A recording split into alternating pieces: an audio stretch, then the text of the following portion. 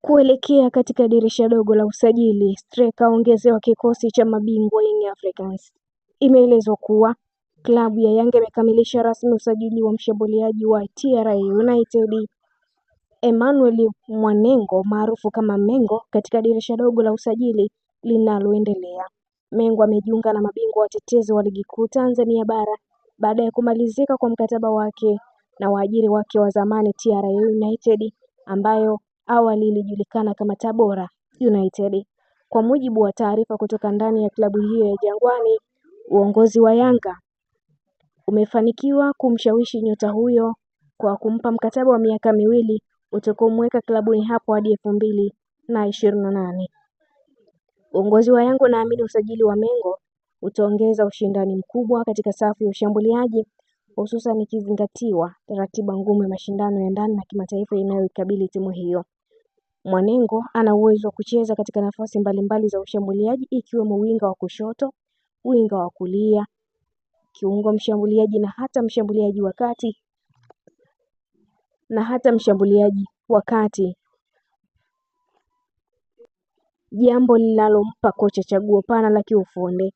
Usajili wa mshambuliaji huyo ni sehemu ya mapendekezo ya benchi la ufundi linaloongozwa na kocha mkuu Pedro Gonçalves ambaye amekuwa akisisitiza kuongezewa kwa wachezaji wazao wenye uzoefu wa kuleta tofauti.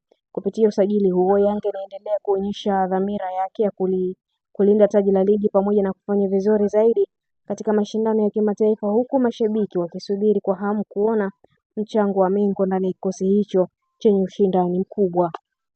Naam, ni katika heka hizo mtazamaji wetu wa Nile TV kuelekea katika usajili wa dirisha dogo ambalo unakwenda kufunguliwa hivi karibuni na utafungwa tarehe 15 mwezi wa kwanza, hivyo muda wote tarajie kuona ufunguzi wa dirisha dogo ukifunguliwa na rasmi. Sasa wachezaji hao wataanza kutambulishwa katika vikosi ambavyo wamejiunga navyo, ambako sasa Young Africans inahitaji kufanya maboresho kadhaa katika usajili katika kikosi chao, kwani kumekuwa na mapungufu mengi, huku Simba Sport nao pamoja na klabu nyingi ambazo nazo zinahitaji kufanya maboresho zaidi katika dirisha hilo dogo la usajili, kwa inatoa nafasi kwa benchi la ufundi kuweza kuboresha vikosi katika kuelekea kusaka ubingwa wa ligi kuu pamoja na mashindano mengine ya kimataifa. Na hii ni Nile TV, endelea kutufuatilia, usisahau kulike, kushare, kucomment pamoja na kusubscribe channel yetu ili uendelee kufurahia taarifa zetu mbalimbali za kimichezo kutokea ndani na nje ya mipaka ya Tanzania. Niliyekuandalia kusomea taarifa hii mimi Lizo Spotted. Wakati mwingine, bye bye na uwe na wakati mwema. Muhimu kwako usisahau tu kulike, kushare, kucomment na muhimu zaidi ni kusubscribe. Hadi wakati mwingine, bye bye.